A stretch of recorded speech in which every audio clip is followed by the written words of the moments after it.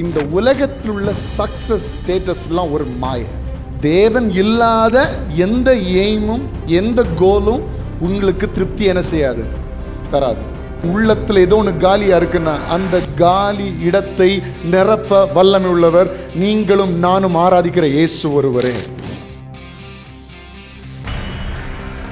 தேவன் மட்டும் உங்க இருதயத்தில் வாசம் பண்ணுவார் என்றால் உங்களுக்கு எல்லாமே சந்தோஷமாய் மாறும். உங்க வீடே ஒரு பரலோகம் போல என்ன செய்யும், மாறும். தேவன் இல்லைன்னா ஒரு பிரயோஜனம் இல்லை. ஆனா தேவன் இருந்தா செய்கிற சின்ன காரியங்கள் இருந்து பெரிய காரியங்கள் வரைக்கும் நம்ம வாழ்க்கையில திருப்தியாக இருக்கும். நமக்கு இருதயத்துக்கு தேவை தேவன். அவர் இருந்தாதாங்க வாழ்க்கை திருப்தியாகும்.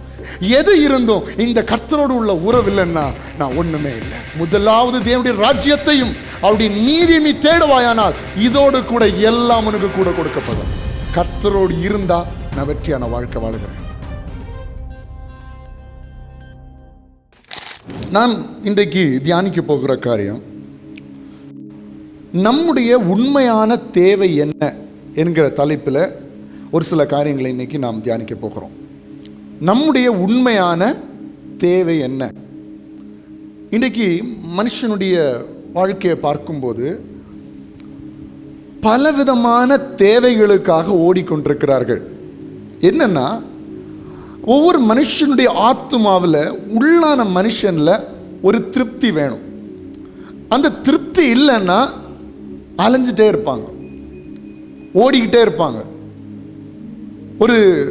ஒரு திருப்தியான ஒரு வாழ்க்கை, நான் இப்போ ஹாப்பியாக இருக்கிறேன், நான் இப்போ சந்தோஷமாக இருக்கிறேன் என்கிற ஒரு நினைவு அநேக நேரங்களில் மனிதனுக்கு வருகிறதே இல்லை. ஏன்னா ஆத்துமாவில் ஒரு வெற்றிடம், ஒரு காலியாகவே இருக்கு. என்ன செஞ்சாலும் ஒரு திருப்தி இல்லையே, என்ன செஞ்சாலும் ஒரு சாட்டிஸ்ஃபேக்ஷன் இல்லையே, எவ்வளோ உழைச்சாலும் எவ்வளோ சம்பாதிச்சாலும் ஒரு நிம்மதி வரமாட்டேங்குதே அப்படி என்று அநேகம் பேர் யோசிக்கிறது உண்டு. இந்த காலத்தில் அநேகம் பேர் அதற்காக பல காரியங்களை செய்கிறார்கள். அவங்களுடைய ஆஸ்திகள் எல்லாம் விட்டுட்டு எங்கேயாவது போகிறாங்க. அவங்களுடைய பணத்தை எல்லாம் யாருக்காவது முதியோர் இல்லங்கள் இப்படிலாம் கொடுத்துட்டு எங்கேயாவது போகிறாங்க. எனக்கு நிம்மதி இல்லை அப்படின்னு சொல்லிட்டு கோடிக்கணக்கில் சம்பாதித்தவர்கள், பெரிய பெரிய பிஸ்னஸை ரன் பண்ணுறவங்க எல்லாத்தையும் எனக்கு எதுவும் வேண்டாம்ப்பா, எனக்கு என்ன வாழ்கிறதுனே, வாழ்க்கைனா என்னென்ன புரியலன்னு சொல்லி தங்களுடைய பெயர், தங்களுடைய புகழ், தங்களுடைய வாழ்க்கை எல்லாத்தையும் இப்படி தூக்கி எரிஞ்சிட்டு இன்னைக்கு நிறைய பேர் போகிறாங்க. ஏன்னா ஆத்மாவில் ஒரு வெற்றிடம், அங்கே ஒரு தேவை இருக்கிறது, அது பூர்த்தி செய்யப்படவில்லை. இன்னைக்கு அதுக்காக தான் மனுஷன் ஓடிட்டே இருக்கிறான், எதையோ தேடுகிறான். எனக்கு ஆஸ்தி கிடைக்காதா, அந்தஸ்து கிடைக்காதா, அப்போ யோசிக்கிறான், எனக்கு பணம் கொஞ்சம் நிறைய இருந்துச்சுன்னா எனக்கு இந்த ஆத்மாவில் ஒரு திருப்தி வந்துடும், எனக்கு பணம் நிறைய கிடைச்சிட்டுன்னா ஒரு திருப்தி வந்துடும். அப்போ உடனே பணம் சம்பாதிக்கிறாங்க. நல்லா சம்பாதிச்சு ஒரு பெரிய உயரத்துக்கு வந்த உடனே அதில் ஒரு திருப்தி வரல. சில நான் நல்ல ஒரு வாகனத்தை வச்சுருந்தா, நல்ல ஒரு ஹைஃபையான ஒரு கார் வச்சுருந்தா எனக்கு திருப்தி வந்துடும், அப்போ நான் அப்படி ஒரு காரை வாங்க போகிறேன். எப்படியாவது கஷ்டப்பட்டு எடுத்து சம்பாதிச்சு ஒரு காரை வாங்கிடுறாங்க, நல்ல காரை வாங்கிடுறாங்க. ஆனால் 2 நாளில் அந்த திருப்தியும் போயிடுது. அப்புறம் சந்தோஷமாக இருக்க முடியல. நல்லா படித்து பார்க்குறாங்க, அதை படிக்கணும், இதை படிக்கணும், அந்த லெவலில் படிக்கணும், எல்லாம் படித்து முடிச்சுட்டு அறிவு வளர்ந்துருக்குது. ஆனால் உள்ளுக்குள்ள ஒரு திருப்தி வரல, அது இன்னும் காலியாகவே இருக்குது. சிலர் எனக்கு இப்படிப்பட்ட அதிகாரம் வேணும், நான் ஒரு பொலிட்டிக்கல் லீடராக இருக்கணும், அநேகம் பேர் எனக்கு கீழே இருக்கணும், ஒரு ஆட்சியில் நான் இருக்கணும், எனக்கு கீழே நிறைய மக்கள் இருக்கணும், நிறைய வேலைக்காரர்கள் இருக்கணும், நான் ஒரு அதிகாரம் உடையவனாக இருக்கணும் அப்படின்னு சொல்லி அந்த அதிகாரத்துக்காக ஓடுகிறார்கள்.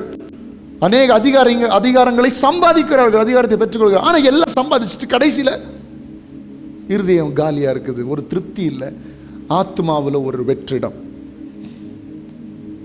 இன்றைக்கு இந்த வசனத்தை கேட்கிற, இந்த செய்தியை கேட்கிற நீங்கள் புரிந்து கொள்ள வேண்டும், இந்த உலகத்தில் நீங்கள் எதை சாதித்தாலும், எவ்வளோ உயரத்துக்கு நீங்கள் போனாலும் உங்கள் ஆத்மாவுக்கு திருப்தியை தர முடியாது. உங்கள் ஆத்மாவுக்கு தேவை உலகம் அல்ல, இந்த ஆத்மாவுக்கு தேவை தேவன். அந்த தேவன் உங்க இருதயத்தில் வேண்டும். ஏன் என்ன செஞ்சாலும் திருப்தி இல்லை? தேவன் உள்ள இல்லை. நல்ல குடும்பம், நல்ல மனைவி, நல்ல பிள்ளைகள், நல்ல புருஷன், நல்ல சம்பாதிக்கிற புருஷன், நல்ல குணமுடைய புருஷன், எந்த கெட்ட பழக்கமும் இல்லாத ஒரு மனிதன், எந்த கெட்ட பழக்கமும் இல்லாத ஒரு மனைவி, ஆனாலும் எல்லாம் இருந்தும் எனக்கு ஒரு திருப்தி இல்லையே. அந்த குடும்பத்தின் நடுவில் தேவன் இல்லை. அதனால அந்த இடம் காலியா இருக்கிறது. நல்லா சம்பாதிக்கிறேன், எனக்கு எந்த குறையும் இல்லை, சரீரத்தில் நல்ல ஆரோக்கியம் இருக்கிறது, சாப்பிட்றதுக்கு நல்ல ஆகாரம் இருக்கிறது, வீட்டில் நல்ல நல்ல பொருட்கள் இருக்கிறது, எல்லா எலக்ட்ரானிக் ஐட்டம்ஸும் இருக்குது, நல்ல அழகான வீடு இருக்கிறது, நல்ல அழகான பங்களா இருக்கிறது, நல்ல அழகான கார் இருக்குது, எனக்கு எல்லாமே இருக்குது, எனக்கு ஃப்ரெண்ட்ஸ் இருக்காங்க, எனக்கு ஒன்றுன்னா என்னிடத்துல ஓடி வர்றதுக்கு நண்பர்கள் இருக்கிறார்கள். ஆனாலும் என் உள்ளத்தில் ஏதோ ஒன்று காலியாக இருக்குன்னா அந்த காலி இடத்தை நிரப்ப வல்லமை உள்ளவர் நீங்களும் நானும் ஆராதிக்கிற இயேசு ஒருவரே.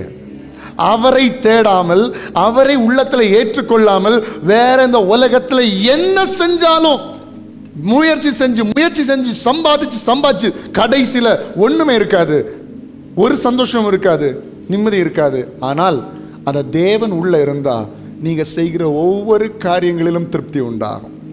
அதுதான் வித்தியாசம். ஆண்டவர் இல்லாம எவ்வளவு பெரிய கோடீஸ்வரனா இருந்து ஒரு பிரயோஜனமும் இல்லை. ஆனா ஆண்டவர் இருந்தா ஒரு சின்ன காரியத்துல கூட தேவன் சந்தோஷத்தை தருவார். நீங்க குடும்பமா உட்கார்ந்து பேசுகிறதுல ஒரு சந்தோஷத்தை தருவார். நீங்க குடும்பமா போய் வாங்குற ஒரு சின்ன பொருள்ல உங்களுக்கு திருப்தி உண்டாகும். அநேகம் பேர் லட்சக்கணக்கில் கொடுத்து ஒரு பொருள் வாங்கி உங்களுக்கு திருப்தி உண்டாகாது. ஆனா ஒரு சின்ன ஒரு 10 ரூபா பொருள் கூட உங்களுக்கு சந்தோஷத்தை உண்டு பண்ணும். இதுக்கு காரணம் என்ன தெரியுமா? தேவன் உங்க கூட இருக்கிறதுனால. தேவன் இல்லாம எவ்வளவு பெரிய ஆளாயும் ஒரு பிரயோஜனம் இல்லை, உள்ள காலியா தான் இருக்கும். கடைசியில் என்ன தெரியுமா வார்த்தை வரும் வாயிலிருந்து? என்னத்தை செஞ்சு என்ன பிரயோஜனம், என்ன சம்பாதிச்சு என்ன பிரயோஜனம், இப்படிதான் நம்ம வாழ்க்கையில் வரும். ஆனா இந்த தேவன் மட்டும் உங்க இருதயத்தில் வாசம் பண்ணுவார் என்றால் உங்களுக்கு எல்லாமே சந்தோஷமாய் மாறும். உங்க வீடே ஒரு பரலோகம் போல என்ன செய்யும்? மாறும். ஒரு வசனத்தை வாசிக்கலாம். சங்கீதம் 100வது சங்கீதம் அதனுடைய 3ஆம் வசனத்தை நாம் வாசிக்கலாம். கர்த்தரே தேவன் என்று அறியுங்கள், நாம் அல்ல, அவரே நம்மை உண்டாக்கினார், நாம் அவர் ஜனங்களும் அவர் மேய்ச்சலின் ஆடுகளுமாய் இருக்கிறோம். அப்போ நம்ம எதை அறிய வேண்டும்? தேவன் நம்முடையவர் என்று நாம் என்ன செய்ய வேண்டும்? அறிய வேண்டும். கர்த்தர் தான் உங்களை ஆளுகை செய்கிறார். கர்த்தர் தான் எல்லாவற்றையும் அறிந்தவர். தேவன் என்றால் என்ன? எல்லாவற்றையும் அறிகிறவர், எல்லாம் செய்ய வல்லவர், நம்மை பற்றி நம்மை விட அதிகமாக தெரிந்தவர், இந்த உலகத்தை பற்றி தெரிந்தவர், இந்த உலகத்தை உருவாக்கினவர், உங்களை இந்த உலகத்தில் சிருஷ்டித்து வாழ வைத்திருக்கிறவர். அவர் தான் தேவன். அந்த தேவனை நாம் அறிய வேண்டும், அவரை புரிந்து கொள்ள வேண்டும், அவர் நம்முடைய இருதயத்தில் வர வேண்டும். அந்த அறிகிற அறிவு தான் நம்முடைய வாழ்க்கையில் ஒரு பெரிய மாற்றத்தை கொண்டு வரும். சரிங்களா? அப்போ எல்லாம் இருந்தும் தேவன் இல்லைன்னா ஒரு பிரயோஜனம் இல்லை. ஆனால் தேவன் இருந்தா செய்கிற சின்ன காரியங்கள் இருந்து பெரிய காரியங்கள் வரைக்கும் நம்ம வாழ்க்கையில் திருப்தியாக இருக்கும். நல்லா புரிஞ்சுக்கோங்க. சின்ன பிள்ளைகள்லாம் இதை புரிஞ்சுக்கணும். சின்ன பிள்ளைகளுக்கெல்லாம், வாலிப பிள்ளைங்களுக்கெல்லாம் நிறைய நிறைய எய்ம் இருக்கும். நம்ம அப்படி ஆயிடணும், இப்படி ஆயிடணும். நல்லா புரிஞ்சுக்கோங்க. தேவன் இல்லாத எந்த எய்மும் எந்த கோலும் உங்களுக்கு திருப்தி என்ன செய்யாது? தராது. தேவனோடு இணைந்து நீங்கள் ஒவ்வொரு காரியங்களை செய்யும் போது எல்லாவற்றிலும் தேவன் உங்களுக்கு திருப்தியை தருவார். ஹல்லேலூயா. அதுதான் தேவனோடு உள்ள வாழ்க்கை எவ்வளவு முக்கியம் என்று நான் உங்களுக்கு சொல்லுகிறேன். ஆண்டவர் தான் நம்முடைய ஆத்துமா தேவை, ஆத்துமாவில் உள்ள தேவை. அதனால தான் நம்ம சிலர் சொல்லுவாங்க பார்த்தீங்களா, எல்லாம் இருக்கு ஆனால் ஏதோ மாதிரி அலைஞ்சிட்டு கிடக்கிறான் அப்படின்னு. கவனிச்சிருக்கீங்களா? அதை எல்லாம் இருக்கு ஆனால் எதையோ செஞ்சு பார்க்குறான். அவனுக்கு ஒரு நம்ம ஊரில் ஒரு வார்த்தை சொல்லுவாங்க, பராணம் அப்படின்னு சொல்லுவாங்க. பராணம்னா என்ன? எனக்கு அதுக்கு எக்ஸாக்ட் மீனிங் தெரியாது. என்ன சொல்லுங்க பார்க்கலாம், உங்களுக்கு தான் தெரியும். பராணம்னா என்ன? ஒருத்தர் சொல்லிதாங்களே, தெரியாதா? பராணம்னு கேள்விப்பட்டிருக்கீங்களா? தெரியும் மேடம். அவன் புதுசா வேற வெப்ராளமா பராணம் வெப்ராளம் ஒண்ணா? அப்போ ஒன்று இருக்க முடியாது, எதையாவது ஒன்று செஞ்சுட்டே இருக்கணும், அப்படி இப்படி அந்த மாதிரி எல்லாம் இருக்கும். ஆசீர்வாதங்கள் இருக்கும், குடும்பம் நல்லா இருக்கும். ஆனால் ஒரு இதுக்கு காரணம் என்ன தெரியுமா? உள்ளுக்குள்ள காலியாக இருக்குது. ஹல்லேலூயா. ஏன் நிதானமே இல்லாமல் ஒரு அமைதல் உள்ள ஜீவிதம் இல்லாம ஏதோ ஒன்று அலசடிக்கப்பட்ட ஒரு வாழ்க்கை, அது இப்படி இப்படி அப்படி அப்படின்னாலே உள்ளுக்குள்ள தேவன் இல்லை என்ற அர்த்தம். இது போதாது, இன்னும் செஞ்சு பார்க்கணும் அப்படின்னு இருக்கிறதுல ஒரு திருப்தி இல்லை, அதுதான் அவனுடைய அர்த்தம். அப்போ என்ன உள்ள வேணும்? முதல்ல தேவன், அந்த ஆத்தும தேவை. இன்னைக்கு நம்ம வெளியோட்டமாக நம்ம எல்லாம் ஆராயிரோம். நான் எப்படி இருக்கிறேன், கண்ணாடிக்கு முன்னாடி போய் நின்று இன்னைக்கு காலையில் சர்ச்சுக்கு வர முன்னாடி எல்லாரும் பைபிள் வாசித்தீங்களோ இல்லையோ? எதுக்கு முன்னாடி நின்றுருப்பீங்க? எல்லாரும் தான் எதுக்கு முன்னாடி நிற்போம்? நீங்கள் இன்னைக்கு எதுக்குமே பதில் சொல்ல மாட்டேங்கிறீங்க. இது ரொம்ப தவறானது. சொல்லுங்கள், பதில் சொல்லுங்கள். எதுக்கு முன்னாடி நிற்பீங்க? கண்ணாடி முன்னாடி நின்று அப்படி எல்லாம் ஸ்டைல் பண்ணிவிட்டு, என்னை ஒருத்தன் பைக்கில் நிற்கும் போதே அந்த பைக் கண்ணாடி திருப்பி வச்சுட்டு இப்படி பண்ணுறான். அப்படி பண்ணிவிட்டு என்னென்னா நம்ம வெளியே போகும்போது நம்ம உள்ளான மனுஷனை பார்க்குறோமோ இல்லையோ, எந்த மனுஷனை பார்ப்போம்? வெளியே நம்ம நீட்டாக இருக்கிறோமா, கரெக்டாக இருக்கிறோமா, முடியெல்லாம் கரெக்டாக சீவி இருக்கிறோமா, அப்படி இல்லை. நம்ம எப்படி இருக்கிறது? ஆத்மாவை உங்கள் வீட்டில் இருக்கிற கண்ணாடியில் பார்க்க முடியாது, இந்த கண்ணாடி வச்சு தான் பார்க்க முடியும். இந்த வேத வசனத்தின்படி ஆத்மாவை பார்க்கணும். இந்த ஆத்மா காலியாக இருக்குதா? உள்ளான மனுஷனுக்கு தேவையான அலங்காரம் இருக்கிறதா? இந்த உள்ளான மனுஷன் ஒருவரால் நிரப்பப்படணுமே, பரிசுத்த ஆவியானவர் நிரப்பப்படணுமே, தேவனால் நிரப்பப்படணுமே, அது கரெக்டாக இருக்குதான்னு சொல்லி கொஞ்சம் ஆராய்ஞ்சிங்கன்னா உங்களுக்கு உள்ள தேவன் வாசம் பண்ணுவார். உள்ளுக்குள்ள ஒரு திருப்தி உண்டாகும். உள்ளுக்குள்ள திருப்தி உண்டாயிடுச்சுன்னா வெளியான வாழ்க்கையிலும் திருப்தி உண்டாகும். எத்தனை பேர் நான் சொல்றது புரிகிறது? சரி, இப்போ இதுக்கு உதாரணமாக நான் ஒரு மனுஷனை வேதாந்தத்தில் நான் காண்பிக்க போகிறேன். சாலமோன் உங்களுக்கு எல்லாருக்கும் நல்லா தெரியும். அவர் எப்படி தேவனிடத்திலிருந்து ஆசீர்வாதத்தை பெற்றுக்கொண்டார்? 2 நாளாகமும் 1ஆம் அதிகாரம் அவருடைய 6ஆம் வசனத்திலிருந்து நல்லா எல்லாரும் உற்சாகமாக இருக்கணும். இன்னைக்கு நிறைய வசனங்களை படிக்க போகிறோம். அதை முதலே சொல்லிட்டேன் நான். எல்லாம் அந்த எண்ணத்தில் இருங்க. நிறைய வசனம் படிக்கணும், நிறைய வசனம் படிக்கணும், அந்த எண்ணத்தில் இருங்க. சரியா? 2 நாளாகமும் 1ஆம் அதிகாரம் அவனுடைய 6லிருந்து பார்க்கும்போது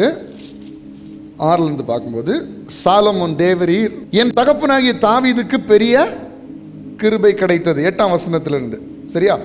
ஆண்டவரிடத்தில் பேசுறதுக்கு முன்னாடி 6ஆம் வசனத்தில் பார்க்கும்போது, அங்கே சாலமோன் ஆசரிப்பு கூடாரத்திற்கு முன்பாக கர்த்தரின் சந்நிதியில் இருக்கிற வெண்கல பலிபீடத்தின் மேல் 1000 சர்வாங்க தகன பலிகளை செலுத்தி பலியிட்டான். அன்று ராத்திரியிலே யாராவது தூங்குறதுக்கு ரெடி ஆயிட்டீங்களா என்ன? நிறைய வாசிக்க போறாங்க, நல்ல தூக்கம் வரும். யாருக்காவது தூக்கம் வருதா? எனக்கு நல்ல தூக்கம் வருது. நேற்றைக்கு 1 மணி வரை இருந்து வீட்டில் ஜோ பண்ணிட்டு வந்திருக்கிறேன். ஏன்னா 10 மணிக்கு வந்து தூங்கலாங்கிற தைரியத்தில் தான் வந்திருக்கிறேன்னு சொல்றவங்க மட்டும் நல்ல கரங்களை உயர்த்தி சத்தமாய் ஹல்லேலூயா.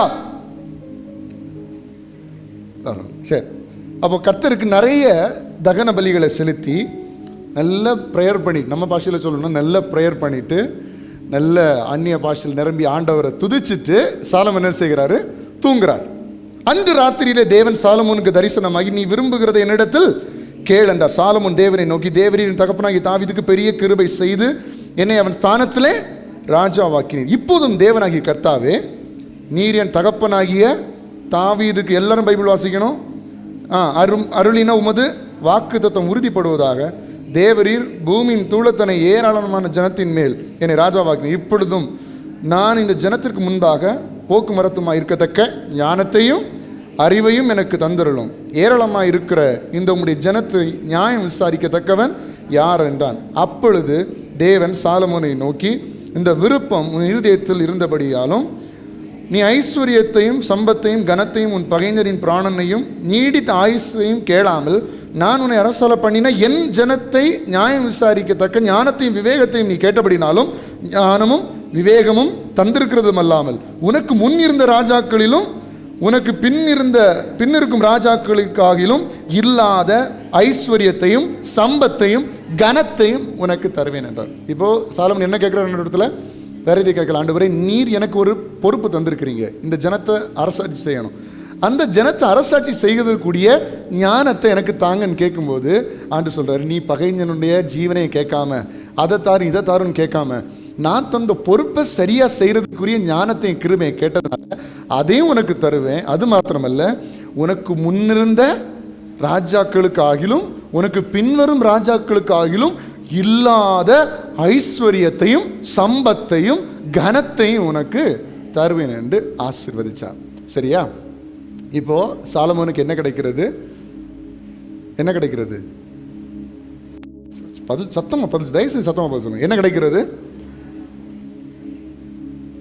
எதை சொல்றது? ஞானத்தை சொல்லவா, ஐஸ்வர்யத்தை சொல்லவா, ஆசீர்வாதத்தை சொல்லவா, சம்பத்து?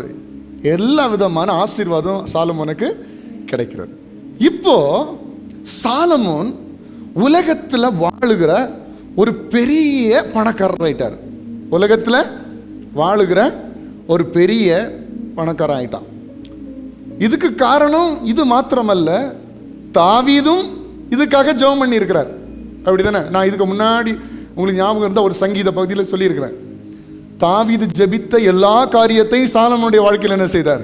கர்த்தர் நிறைவேற்றினார். அப்ப நாமும் நம்முடைய பிள்ளைகளுக்காக ஜெபிக்கிற எல்லாம் எதை வச்சு ஜெபம் பண்றோமோ அதே காரியம் அப்படி நம்ம பிள்ளைகளுடைய வாழ்க்கையில் நடக்கும். ஹல்லேலூயா. நீங்க இப்ப ஜெபம் பண்றீங்க பாத்தீங்களா உங்க பிள்ளைகளுக்காக? ஏசப்பா, என் பிள்ளை இப்படி வாழணும் நான் விரும்புகிறேன்னு ஜெபிக்கிற எல்லா காரியத்துக்காகவும் கர்த்தர் அப்படியே அதை செய்து முடிக்கிற தேவனாக இருக்கிறார். அவ்வளவு நல்ல தேவன். அப்ப தாவீது சாலமோனுக்காக ஜெபம் பண்ண எல்லா காரியத்தையும் அப்படியே சாலமோனுக்கு நிறைவேற்றினார். ஆசீர்வாதத்துல ரொம்ப பெரிய பெரிய பெருக்கம் வந்து விட்டது. சரியா? அப்ப எப்படிப்பட்ட ஆசீர்வாதம்? இன்னைக்கு ஏன் இதை எக்ஸ்பிளைன் பண்றேன்னா, சிலர் உலகத்தில் உள்ள பணக்காரர்கள் ஒரு ஸ்டேட்மெண்ட் வைக்கிறாங்க. என்னன்னா, பணம் தான் சந்தோஷம் அப்படின்னு என்ன செய்யறாங்க? வைக்கிறாங்க. அப்போ சிலர் சில இன்டர்வியூவர்ஸ் போய் அந்த பணக்காரர்கள்ட்ட, அவங்க நடிகர்களாக இருக்கலாம், யாராக வேணாலும் இருக்கலாம், அவங்கள்ட்ட போய் நிறைய பேர் சொல்கிறாங்க பணத்தினால என்ன சந்தோஷம் வரும் அப்படின்னு கேட்குறாங்க. அப்போ உங்களுக்கு பணத்தினால என்ன சந்தோஷம் இருக்குது அப்படின்னு கேட்குறதுக்கு சில நடிகர்கள் சொல்கிறாங்க, முதல்ல அவன் என்ன மாதிரி சம்பாதிக்க சொல்லு. எப்படி? ரிப்பீட் பண்ணுங்களேன். என்ன சொன்னேன்? முதல்ல அவனை எங்களை மாதிரி சம்பாதிக்க சொல்லு, என்ன மாதிரி கோடிக்கணக்கில் பணத்தை சம்பாதிக்க சொல்லு, அதுக்கப்புறம் பேசட்டும் நான் என்ன செய்கிறேன் அவன் சொல்கிறத கேட்கிறேன். சரி, இப்போ நமக்கு அந்த அளவு திராணி இல்லை. ஆனால் கர்த்தர் நல்ல வேளை இந்த வேதாந்தத்தில் சாலமோன் ஒருத்தர் என்ன செஞ்சிருக்கிறாரு? தந்திருக்கிறாரு. இவனை விட கோடி மடங்கு பணக்காரன். அதை நான் உங்களுக்கு காண்பிக்க போகிறேன். நீ வச்சிருக்கிற அந்தஸ்தை விட பெரிய பெரிய அந்தஸ்தை வச்சவன் தான் இருந்த சாலமோன். அவர் சொல்லுகிற வார்த்தைகள் நம்ம பார்க்க போகிறோம். நம்ம சம்பாதிக்கலாம், சம்பாதிச்சாலும் ஒரு நாள் எல்லாத்தையும் இந்த உலகத்தில் போட்டுட்டு போக வேண்டியதான். சரியா? அப்போ இப்போ இந்த சாலமோனுடைய ஆசீர்வாதங்களை சிலவற்றை நாம் பார்க்க போகிறோம். 2 நாளாகமம் 9ஆம் அதிகாரம் அதனுடைய 9ஆம் வசனத்திலிருந்து நாம் பார்க்கும்போது பாருங்க, சங்கீதத்தில் கூட தாவீது சொல்லுகிறார், சேபா நாட்டு ராஜஸ்திரீ உனக்கு அதை கொண்டு வருவா, இதை கொண்டு வா. இதெல்லாம் இங்கே நடக்குது பாருங்க. 2 நாளாகமம் 9:9 எல்லாம் சேர்ந்து வாசிக்கலாம். அவள் ராஜாவுக்கு 120 தாலந்து பொன்னையும் மிகுதியான கந்த வர்க்கங்களையும் ரத்தினங்களையும் கொடுத்தாள். சேபாவின் ராஜஸ்திரி ராஜாவாகிய சாலமோனுக்கு கொடுத்த அப்படிப்பட்ட கந்த வர்க்கங்களை போல ஒரு காலும் வரவில்லை. சரி, அடுத்த வாசனை மரங்கள் இப்படி நிறைய வருது. அடுத்த 13ஆம் வசனத்தில் பாருங்க, வியாபாரிகளும் சதம் வாசிங்க, வியாபாரிகளும் வர்த்தகரும் கொண்டு வரும் பொன்னை தவிர சாலமோனுக்கு ஒவ்வொரு வருஷத்திலும் வந்த பொன் 666 தாலந்து நிறையா இருந்தது. அதாவது வியாபாரிகளும் வர்த்தகங்களும் கொண்டு வருகிற பொன்னை தவிர, அதை தவிர எவ்வளோ இருந்துச்சு வருஷந்தோறும்? புரியுதா? வசனம் புரியுதா உங்களுக்கு? அதாவது வியாபாரிகளும் கொண்டு வர்றாங்க, பிஸ்னஸ்மென்னும் கொண்டு வர்றாங்க. இதை தவிர சாலமோனுக்கு வருஷந்தோறும் எத்தனை தாலந்து? 666 தாலந்து வெளியிருந்து இன்கம் மட்டும் வருது. 666 எவ்வளோ? அவ்வளோ தாலந்து கோல்டு. எவ்வளோ? 666 தாலந்து கோல்டு வருது வருஷந்தோறும். 14 அரபி தேசத்து சகல ராஜாக்களும் மகாணங்களின் அதிபதிகளும் சாலமோனுக்கு பொன்னையும் வெள்ளியும். பாருங்க, பிஸ்னஸ்மேனு வர்த்தகக்காரங்க தனியாக கொண்டு வர்றாங்க அவனுக்கு பொண்ணு வெள்ளிலாம். அது போக அரபி தேசத்து, அதை இன்னைக்கு நம்ம பார்க்கலாம், அரபி கண்ட்ரிஸ், இங்கிருந்தும் சாலமோனுக்கு என்னெல்லாம் போகுது? கோல்டு சில்வர்லாம் போகுது. இதை இதெல்லாம் தள்ளி வருஷந்தோறும் பெர்மனன்ட் இன்கம்மா 666 தாலந்து கோல்டு என்ன செய்யுது? யாருக்கு வருகிறது? சாலமோனுக்கு வருகிறது. அப்போ நான் ஒரு சின்ன கணக்கு பார்த்தேன். ஒரு தாலந்து அப்படின்னு சொல்லும்போது புதிய ஏற்பாட்டு காலத்தில் பார்க்கும்போது அவங்க என்ன சொல்றாங்க? 50க்கு மேலே கிலோ. ஒரு தாலந்து எவ்வளோ? 50க்கு மேலே கிலோ சொல்கிறாங்க. ஆனால் இன்னொரு கணக்கில் பார்க்கும்போது 30லிருந்து 34 கிலோ ஒரு தாலந்து. எவ்வளோ? என்ன வளர்றீங்க? சத்தமாக சொல்லுங்க. எவ்வளோ தாலந்து? ஒரு தாலந்து எவ்வளோ கிலோ? 30லிருந்து 34 கிலோ. சரியா? அப்போ இங்கே மொத்தம் எத்தனை தாலந்து இருக்கிறது? 666 தாலந்து. அப்போ 666 தாலந்து, ஒரு தாலந்து வந்து 30 கிலோன்னு வைப்போம், லீஸ்டாக வைப்போம். 30 கிலோன்னு வச்சா 19,980 கிலோ. எவ்வளோ கிலோ? 20,000 கிலோன்னு வச்சுருவோம். சரி, அதுக்கு மேலே தான் நான் குறைச்சி சொல்கிறேன். 20,000 கிலோ தங்கம் வருஷந்தோறும் வருது. இன்னைக்கு 1 கிலோ தங்கம் எவ்வளோ? 1 கிலோ வாங்க மாட்டாங்களோ? அப்படி இருப்பீங்க, நமக்கு தெரியாது, வீட்டில் போய் பார்த்தா தெரியாது எத்தனை கிலோ. 1 கிராம் எவ்வளோப்பா? 1 கிராம் 9,500. சரியா? எவ்வளோ 1 கிராம்? எவ்வளோ? 9,500. அப்போது 20,000 கிலோவுக்கு 1 கிராம் வந்து 9,500 வச்சு பார்த்தீங்கன்னா எவ்வளோ வருது?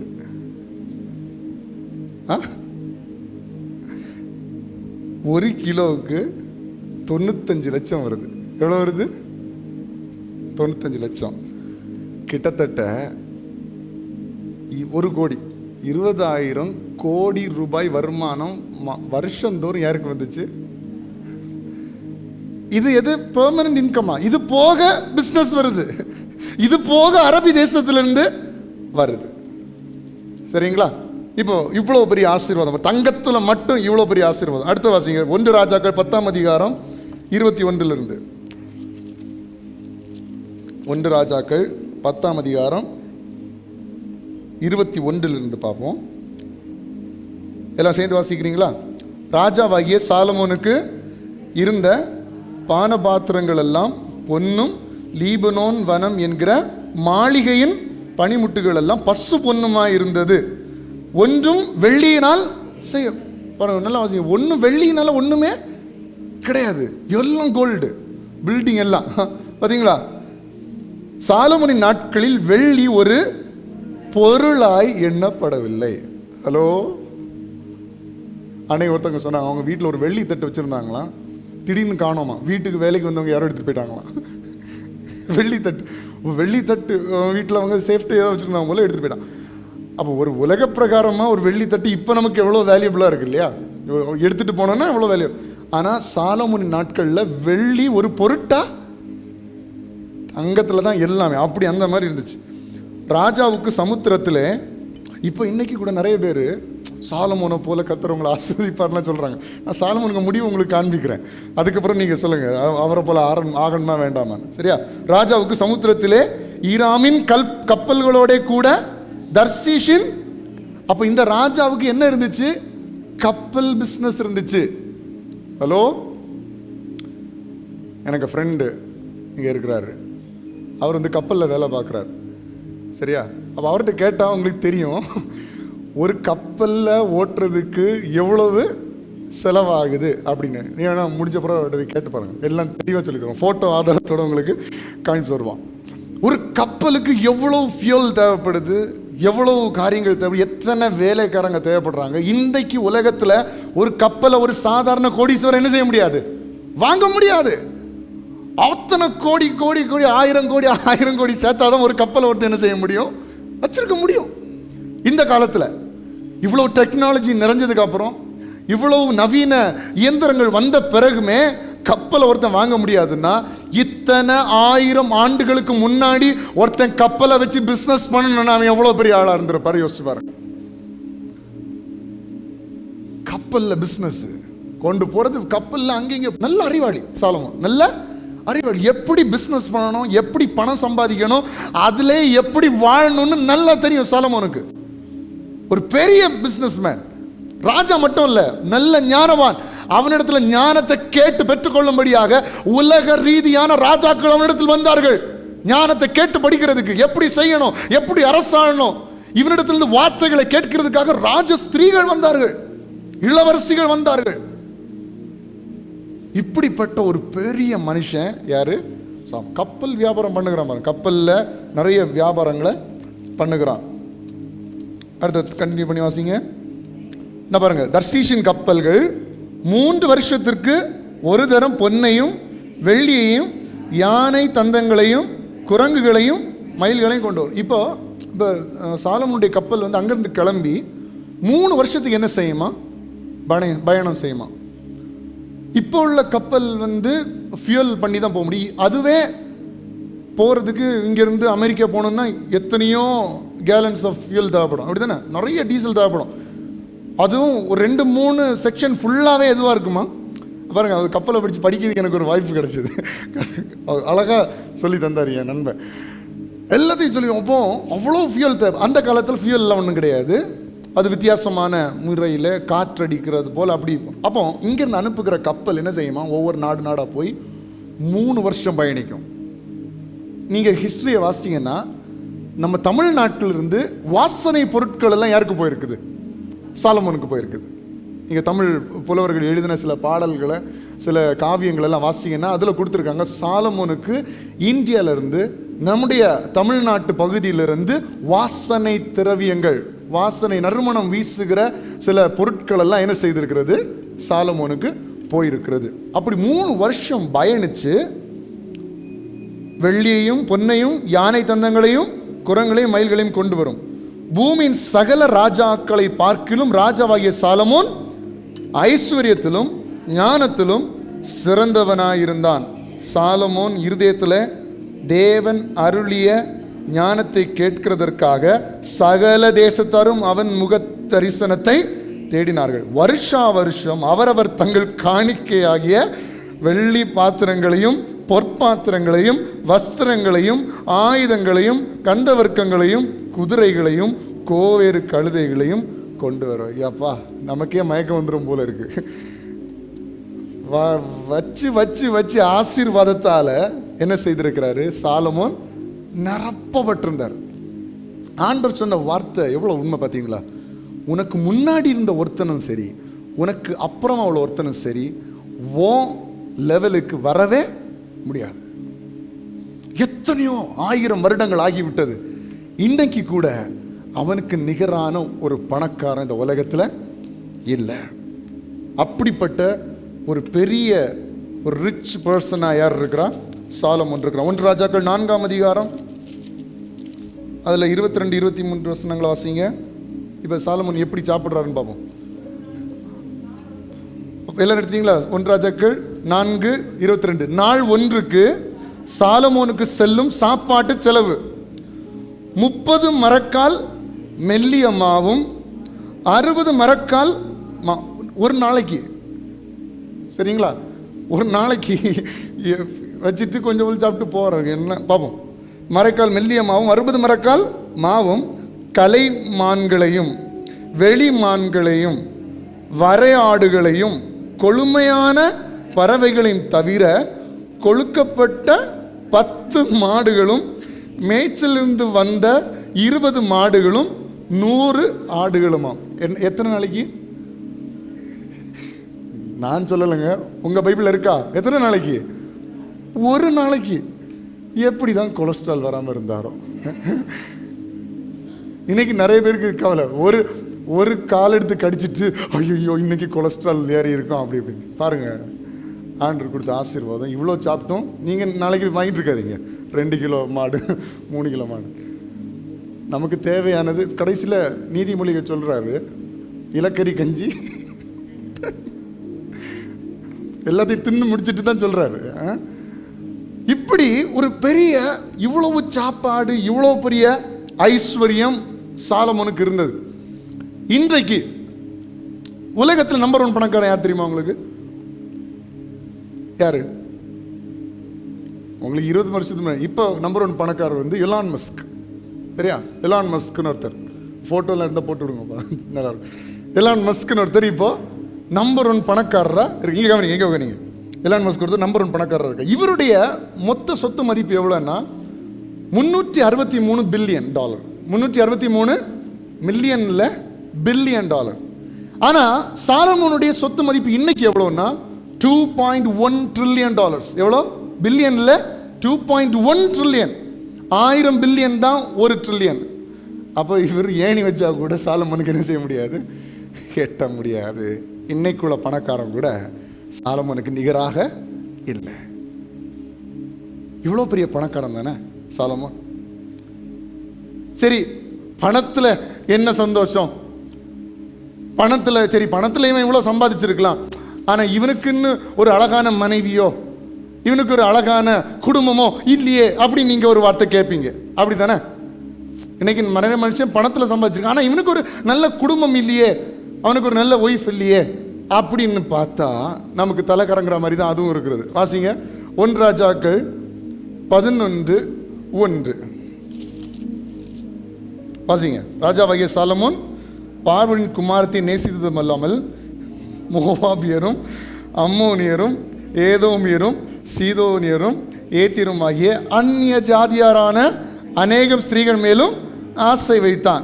கர்த்தர் இஸ்ரவேல் புத்திரரை நோக்கி, நீங்கள் அவர்கள் அண்டைக்கும் அவர்கள் உங்கள் அண்டைக்கும் பிரவேசிக்கலாகாது, அவர்கள் நிச்சயமா. இதான் பணம் நிறைய ஆன உடனே தலைக்கால் புரியாது. பக்கத்தில் பார்த்து சொல்லுங்க, சொல்லுங்க. ஒன்றும் இல்லை, நம்ம என்ன சாலமோன் மாதிரியா இருக்கோம்? தைரியமாக சொல்லுங்க.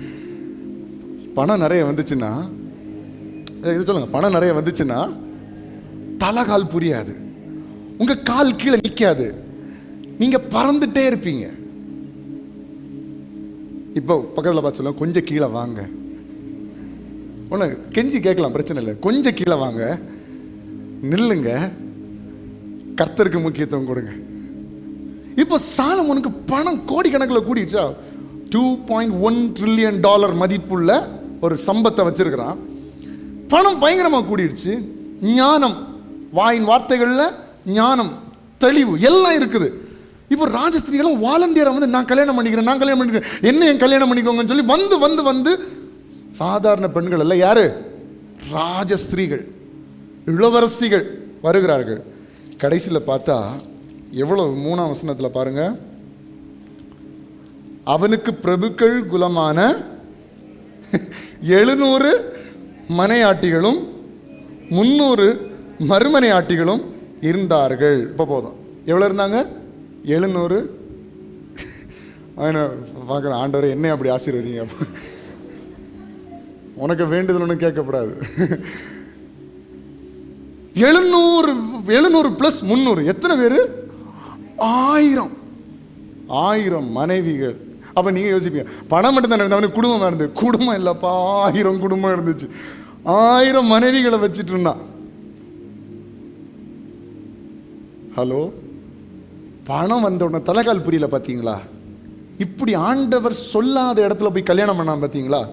அதே வசனம் சொல்லுகிறது, அவனுடைய ஸ்திரீகள் அவன் இருதயத்தை வழுவி போக பண்ணினார்கள். அவனுடைய ஸ்திரீகள் அவனுடைய இருதயத்தை வழுவி போக பண்ணினார்கள். இங்கிருந்து தான் சாலமோனுடைய அடி தொடங்குது. எப்போ ஆண்டவர் ஆசீர்வாதங்களை தருவார், தரமாட்டார்னே கிடையாது. நம்ம 10 வருஷத்துக்கு முன்னாடி இருந்த மாதிரி என்னைக்கு ஆண்டவர் நம்மளை வச்சிருக்கிறாரு? கொஞ்சம் யோசிச்சு பாருங்க. 20 வருஷத்துக்கு முன்னாடி நம்ம பட்ட கஷ்டம் எப்படி, 10 வருஷத்துக்கு முன்னாடி நம்ம பட்ட கஷ்டம் எப்படி, இன்றைக்கு ஆண்டவர் அப்படியே வச்சிருக்காரு. எவ்வளவு ஆசீர்வதிச்சு வச்சிருக்கிறாரு, எவ்வளவு முன்னேற்றி இருக்கிறார், எவ்வளவு தாளந்துகளை தந்திருக்கிறார், எவ்வளவு ஆசீர்வாதங்களை குடும்பத்தில் தந்திருக்கிறார். ஆனா கண்டிப்பா ஆண்டவர் நம்மளை ஆசீர்வதிப்பார். ஆனா வழி விலகி போகிற தன்மை இருந்துச்சுன்னா நம்முடைய நிலைமை மிகவும் மோசமாகிவிடும். தலைகால் புரியல சாலமோனுக்கு. பணத்துக்கு மேல பணம், உலகமே அவனுக்கு கீழே இருக்கிற மாதிரி தான் இருக்குது. இப்போ உலகமே அவனுக்கு கீழே இருக்கிற மாதிரி இருக்கிறான். எல்லா நாட்டு ராஜஸ்திரீகளும் இவன் பக்கம் இருக்கிறான், எல்லா அரசர்களும் இவன் பக்கம் இருக்கிறாங்க, இவனுக்கு கீழே இருக்கிறாங்க. தலைகால் புரியல. ஆண்டருடைய சித்தத்தை விட்டு விலகி, அதான் இந்த பணத்துக்கு, இந்த வளர்ச்சிக்கு, இந்த உயரத்துக்கு ஒரு நல்ல பவர் உண்டு. என்னன்னா, தேவனை விட்டு வழி விலகி போக வைக்கும். பணமோ வேலையோ சம்பாத்தியமோ நம்மை ஆளுகை செய்யக்கூடாது. தேவனுடைய பிள்ளையே, நாம் தான் நம்முடைய பணத்தையும் நம்முடைய அந்தஸ்தையும் ஆளுகை செய்ய வேண்டும். நம்மை ஆளுகை செய்ய ஒரே ஒருவருக்கு தான் அதிகாரம். அவர் இருதயத்தில் வாசம் செய்ய வேண்டும். நாம் ஆராதிக்கிற தேவாதி தேவன். அவர்தான் ஆண்டவர் சொல்றார், கர்த்தரே தேவன் அறியுங்கள், நாம் அல்ல, அவரே நம்மை உண்டாக்கினார். அப்போ இவ்வளோ சம்பாதிச்ச சாலமோனுக்கு ஆண்டவர்கிட்ட வழி விலை ஆரம்பிச்சோன்னா உள்ளுக்குள்ள வெற்றிடம். என்ன பண்ணி பார்க்குறோம்? ஒன்றும் முடியல, சந்தோஷமே இல்லை, சமாதானமே இல்லை. இப்போ எல்லாவற்றையும் இழக்க ஆரம்பிக்கிறான். 4ஆம் வசனத்திலிருந்து பாருங்க. சாலமோன் வயது சென்ற போது அவனுடைய மனைவிகள் அவன் இருதயத்தை அந்நிய தேவர்களை பின்பற்றும்படி சாய பண்ணினார்கள். போச்சா? இவ்வளவு நாள் ஆண்டோட ஐக்கியமா இருந்து என்னங்க பிரயோஜனம்? இவ்வளவு நாள் அந்நிய பாஷை பேசி, இவ்வளவு 1000 பலிகளை செலுத்தி, கர்த்தருடைய ஐக்கியமா இருந்து ஞானத்தை பெற்றுக்கொண்டு கடைசியில் பாருங்க அந்நிய தேவர்களை வழிபடுற அளவுக்கு போயிடுச்சு. ஆண்டுடைய கருத்தில் ஆசீர்வாதங்களை பெறுகிற ஜனமே கவனமா இருக்க வேண்டும். நமக்கு ஆசீர்வாதம் அல்ல முக்கியம், நமக்கு தேவன் தான் முக்கியம். எத்தனை பேர் சொல்ல சரியாப்படுது? கர்த்தர் எப்ப வேணா நம்மளை உயர்த்துவார், எப்ப வேணா ஆசீர்வதிப்பார். ஆனா அழிந்து போகிற இந்த மண்ணிற்காக அந்த மாணிக்கமாகிய இயேசுவை நாம் விட்டு விடக்கூடாது. அதுதான் வேதவசனம் நமக்கு சொல்லுகிறது. அந்நிய தேவர்களை பின்பற்றும்படி சாய பண்ணினார்கள். அதனால் அவனுடைய இருதயம் அவன் தகப்பனாகிய தாவீதின் இருதயத்தை போல தன் தேவனாகிய கர்த்தரோட உத்தமமாய் இருக்கவில்லை. சாலமோன் சீதோனியரின் தேவியாகிய அஸ்தரோத்தையும் அம்மோனியரின் அருவருப்பாகிய மில்கோமையும் பின்பற்றினான். விக்கிரகம் தேவனை விட்டு வழி விலகி போக ஆரம்பிச்சாலே தொலைஞ்சது. சாலமோன் தன் தகப்பனாகிய தாவீதை போல கர்த்தரை பூரணமாய் பின்பற்றாமல் கர்த்தரின் பார்வைக்கு பொல்லாப்பானதை செய்தான். எப்படி அவனுடைய பின்மாற்றம் வருது? அப்பொழுது சாலமோன் எருசலேமுக்கு எதிரான மலையிலே மோவாபியரின் அருவருப்பாகிய காமோசுக்கும் அம்மோன் புத்திரின் அருவருப்பாகிய மோளோகுக்கும் மேடையை கட்டினான். இப்படியே தங்கள் தேவர்களுக்கு தூபம் காட்டி பலியிடுகிற அந்நிய ஜாதியரான தன் ஸ்திரீகள் எல்லாருக்காகவும் செய்தான். ஆகையால் இஸ்ரவேலின் தேவனாகிய கர்த்தர் சாலமோனுக்கு 2 விசை தரிசனமாகி அந்நிய தேவர்களை பின்பற்ற வேண்டாம் என்று கட்டளை இட்டிருந்தும் அவன் கர்த்தரை விட்டு தன் இருதயத்தை திருப்பி, பாருங்க, உலக மோகம், உலக பணம், பெண்கள் மேல் உள்ள ஆசைக்கு என்ன வலிமை இருக்குதுன்னா கர்த்தரை விட்டு திருப்புறதுக்கு பவர் இருக்கு. அதுக்கு கேர்ஃபுல்லா இருங்க. சாலமோன் கர்த்தரிடத்துல டைரக்ட் ஆசீர்வாதத்தை பெற்ற சாலமோனையே இந்த உலக காரியங்கள் திருப்ப முடியும் என்றால் நீங்களும் நானும் ஏமாத்திரம் கவனமா இருக்க வேண்டும். கர்த்தரை விட்டு தன் இருதயத்தை திருப்பி அவர் கற்பித்ததை கை கொள்ளாமற் போனதினால் கர்த்தர் அவன் மேல் கோபமானார்.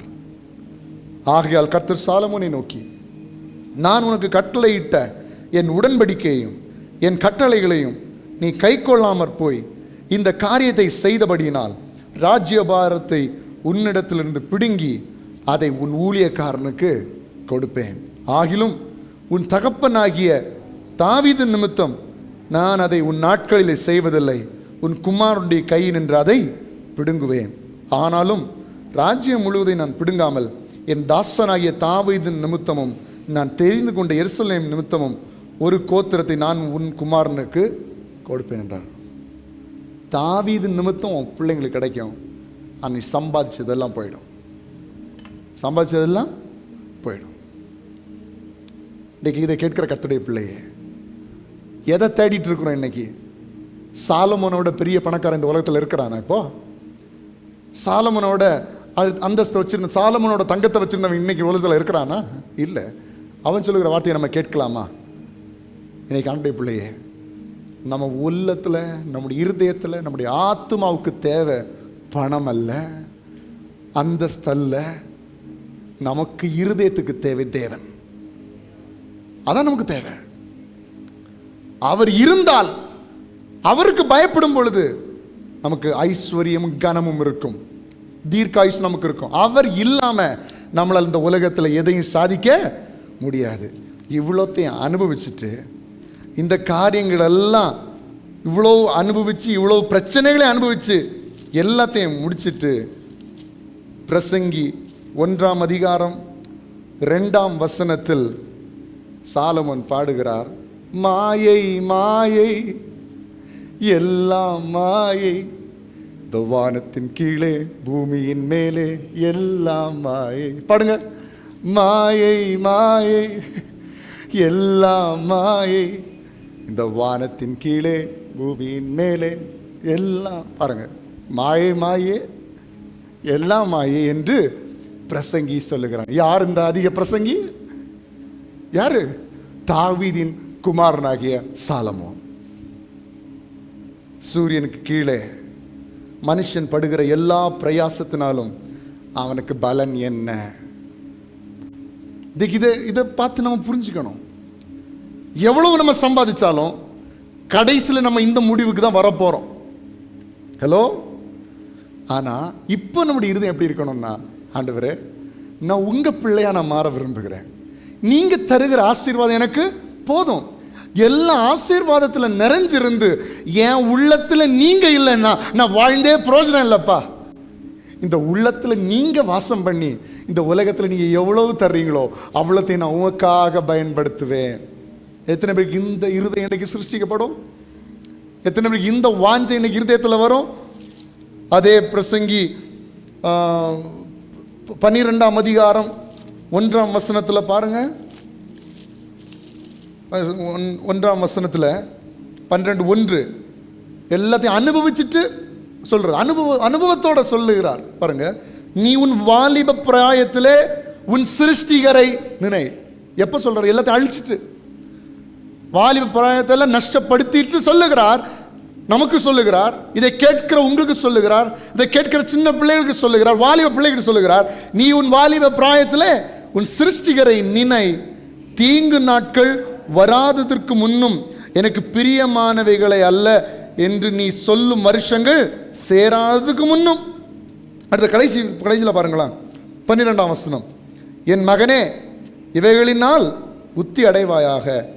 அநேக புஸ்தகங்களை உண்டு பண்ணுகிறதற்கு, புக்ஸ் ரெடி பண்றதுக்கு ஒன்றும் எண்டே கிடையாது. புக் ரெடி ஆகிட்டே இருக்கும் நீ படிக்கிறதுக்கு. அதிக படிப்பு நிறைய பிள்ளைகளுக்கு சப்போர்ட்டிவான வார்த்தை. அநேக படிப்பு உடலுக்கு இளைப்பு. இனி அம்மா படின்னு சொல்லும்போது நீங்கள் சொல்லுங்க, அம்மா பாருங்கம்மா, ஏய் ஒழுங்காக படிக்கணும் வீட்டில். இது வேற, நீங்கள் படிக்கிற படிப்பெல்லாம் என்னென்னு எங்களுக்கு தெரியாதா? அதிக படிப்பு உடலுக்கு இளைப்பு. டே, படித்து பிரயோஜனம் இல்லைப்பா. உனக்கு என்ன அதனால் கிடைக்க போகுது? காரியத்தின் கடைத்தொகையை கேட்போமாக. தேவனுக்கு பயந்து அவர் கற்பனைகளை கைக்கொள். எல்லா மனுஷர் மேலும் விழுந்த கடமை இதுவே. ஒவ்வொரு கிரியையும், இது எல்லாம் சேர்ந்து வாசிங்க, யங்ஸ்டர்ஸ் எல்லாம் சேர்ந்து வாசிங்க. ஒவ்வொரு கிரியையும், அந்தரங்கமான ஒவ்வொரு காரியத்தையும் நன்மையாலும் தீமையானாலும் தேவன் நியாயத்தில் கொண்டு வருவார். அந்தரங்கத்தில் செய்யப்படுகிற நல்ல காரியங்களாக இருந்தாலும் சரி, தீமையான காரியங்களாக இருந்தாலும் சரி, எல்லாம் ஒரு நாள் வெளிச்சத்துக்கு வரும். அதை மற்ற யாரில் சொல்லுகிற, நீ அந்தரங்கத்தில் ஜெபிக்கிற ஜெபத்தை பார்க்கிற கர்த்தர் உனக்கு வெளியரங்கமாய் பதில் செய்வார். அந்தரங்கத்தில் நீ பாவம் பண்ணினாலும் அதுக்கும் வெளியரங்கமாக பதில் வரும். அதான் இங்கே சொல்லுது, அந்தரங்கமான ஒவ்வொரு காரியத்தையும் நன்மையானாலும் தீமையானாலும் தேவன் நியாயத்தில் கொண்டு வருவார். ஹல்லேலூயா. இந்த உலகத்தில் உள்ள சக்சஸ் ஸ்டேட்டஸ்லாம் ஒரு மாயை. உலகத்தில் பெரிய ஆள், நான் பெரிய ஆள், நான் அதை வச்சிருக்கிறேன், இதை வச்சிருக்கேன். மாயை, மாயை. எல்லாவற்றையும் வைத்திருந்த சாலமன் சொல்லுகிறார். பார்த்தீங்களா, ஒரு நாளைக்கு சாலமன் சாப்பாட்டுக்கு மட்டும் எவ்வளோ வந்துச்சுன்னு? எத்தனை மான்கள், எத்தனை வெளிமான்கள், நான் அதெல்லாம் பார்த்தது கூட கிடையாது. கொளுத்த மாடு, எல்லாம் வச்சிருந்த சாலமன் சொல்லுகிறார், எல்லாமே மாய.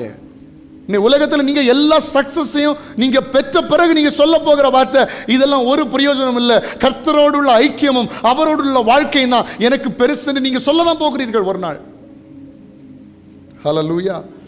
அவர் இருந்தால் தாங்க வாழ்க்கை திருப்தி ஆகும், இல்லைன்னா வாழ்க்கை ஒன்றுமே ஆகாது. மைக் டைசன் எனப்படுகிற ஒரு கிக் பாக்ஸிங் வீரர், மிக புகழ் பெற்றவர், எல்லா யங்ஸ்டர்ஸுக்கும் தெரிஞ்சிருக்கும். மைக் டைசன், அவருக்கு கழுத்து மட்டுமே தலையை போல பெருசா இருக்கும். ஏன்னா கழுத்துல இடிச்சா கூட அந்த கழுத்து அசையாது. கழுத்துக்காகவே அவர் ட்ரெயின் பண்ணுவார். அப்படிப்பட்ட ஒரு பெரிய பாக்ஸிங் வீரர். எத்தனையோ பேர் அடிச்சு துன்புறுத்தி இருக்கிறார். ஒரே அடியில நாக் அவுட் பண்ணி எத்தனையோ பேர் வீழ்த்தி இருக்கிறார். எதையும் பார்க்க மாட்டோம். வெறித்தனம், ஒரு காட்டுத்தனமாக விளையாடக்கூடிய ஒரு மனிதர் மைக் டைசன். ரீசெண்டா அவருடைய வீட்டில் போய் ஒருவர் இன்டர்வியூ எடுத்திருக்கிறார். இன்டர்வியூ எடுக்கும்போது வீட்டில் ஃபுல்லாக மெடல்ஸாக இருக்குது. அந்த பாக்ஸிங் பெல்ட் எல்லாத்துலேயும் அவர் வாங்கின பெரிய பெரிய பதக்கங்கள் எல்லாம் இருக்கிறது. அப்போ அந்த இன்டர்வியூ சொல்ற, உலகமே இதில் தான் சார் இருக்குது, உலகமே உங்களை இதுக்காக தான் கொண்டாடுது, எவ்வளோ பெரிய பதக்கங்களை வாங்கியிருக்கிறீங்க, எவ்வளோ பெரிய பெரிய வெற்றிகளை நீங்கள் பெற்றிருக்கிறீங்க, எத்தனை பாக்ஸிங் வீரர்களை உங்கள் சின்ன வயசுலேருந்தே. அவருக்கு 18 வயசு ஃபோட்டோவை பார்த்தீங்கன்னா ஒரு 35 வயசு ஆள் மாதிரி இருப்பார். அப்படி முரட்டுத்தனமான ஒரு ஆள். அவர் இப்படி தூக்கி போட்டு சொல்றார், திஸ் இஸ் கார்பேஜ், இது குப்பை. இப்போ கூட இணையதளத்தில் அதை பார்க்க முடியும். மைக் டைசன் சொல்லுகிறார், இது குப்பை, ஒன்றும் இல்லை, இப்படிலாம் அடி போட்டு எனக்கு என்ன கிடைச்சதுக்கு, ஒன்றும் இல்லை, குப்பை என்று சொல்லி தன்னுடைய வாயினால் அறிக்கை செய்ய. ஒவ்வொரு மனுஷனும் இந்த பாக்ஸிங்கில் நான் இந்த லெவலுக்கு வரணும்னு கனவு கண்டுட்டு இருக்கான். இன்றைக்கும் நிறைய பிள்ளைகள் பாக்ஸிங்கில் போய் விளையாடிட்டு இருக்கிறாங்க, நான் சாம்பியன் ஆகணும், இதை மாதிரி மைக் டைசன் மாதிரி ஆகணும், மைக் டைசனோட மூவ்ஸ் நான் பண்ணணும், அவரை மாதிரி நான் பஞ்ச் பண்ணணும், அவரை மாதிரி நாக் அவுட் எடுக்கணும்னு சொல்லிட்டு இன்னைக்கும் பயிற்சி செய்கிற எத்தனையோ பிள்ளைகள் இருக்கிறாங்க. ஆனால் அது எல்லாவற்றையும் அடைந்த மைக் டைசன் சொல்லுகிறார், இது குப்பை, this is completely a garbage அப்படிங்கிறார். ஆண்டோட பிள்ளை, நீங்கள் எதை இன்னைக்கு சக்ஸஸ் எடுக்க போறீங்க? நான் ஒரு காரியத்தை சக்ஸஸாக எடுத்துட்டேன். என்ன தெரியுமா? நானும் தேவனோடும் உள்ள உறவு தான் என் வாழ்க்கையின் வெற்றி. அதன் மூலமாக இந்த உலகத்தில் என்ன கிடைச்சாலும் நான் அதை அனுபவிச்சிருக்கிறேன். எது இருந்தும் இந்த கர்த்தரோடு உள்ள உறவு இல்லைன்னா நான் ஒன்றுமே இல்லை. இன்னைக்கு எத்தனை பேர் இந்த தீர்மானத்தை எடுக்க போகிறீர்கள்? இந்த உள்ளத்தில் வெற்றிடம் இந்த உலகத்தில் நீங்கள் கிடைக்கிற சக்சஸ்ல கிடைக்காது, உலகத்தில் நீ தேடுகிற பணத்தில் கிடைக்காது, உலகத்தில் நீ தேடுகிற அந்த பெரிய பங்களால கிடைக்காது. ஆனா முதலாவது தேவனுடைய ராஜ்யத்தையும் அவருடைய நீதியை நீ தேடுவாயானால் இதோடு கூட எல்லாம் உனக்கு கூட கொடுக்கப்படும். ஹல்லேலூயா. இன்னைக்கு ஒரு முடிவெடுங்க, இயேசப்பா என்னோட சக்சஸ் டெஃபினிஷனே நான் மாத்துறேன். இதுவரைக்கும் இருந்த சக்சஸ் டெஃபினிஷன் வேற, இப்படி இருந்தால் தான் நான் வெற்றிகரமான வாழ்க்கை, எவ்வளோ சம்பாதிச்சதா இல்லை, கர்த்தரோடு இருந்தா நான் வெற்றியான வாழ்க்கை வாழுகிறேன். அவர் கூட இருந்து என் வாழ்க்கையில் வருகிற ஒவ்வொரு நன்மைக்கும் நான் நன்றி உள்ளவனாக இருப்பேன். ஹல்லேலூயா. அப்போ இன்னைக்கு உங்களுக்கு எது வேணும்? இன்னைக்கு உங்களுக்கு உங்கள் வாழ்க்கையில் இயேசு வேண்டுமா இல்லை இந்த உலகம் வேணுமா? இந்த உலகத்தில் உள்ள பணம், ஆஸ்தி, அந்தஸ்து தான் உங்களுக்கு முக்கியம்னு சொல்றீங்களா? இது இனியும் இந்த சாலமோனுடைய வாழ்க்கையை பார்த்துட்டு இனி இந்த உலகத்தில் நான் சக்ஸஸ்ஃபுல்லாக இருக்கணும்னு சொல்வீங்களா?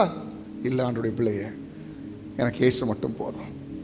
அப்படிப்பட்ட ஒரு உணர்வுள்ள இருதயம் இந்த நேரத்தில் உங்களுக்கு வருமானால் இப்பொழுது அப்படியே கண்களை மூடி நாம் ஜெபிப்போம்.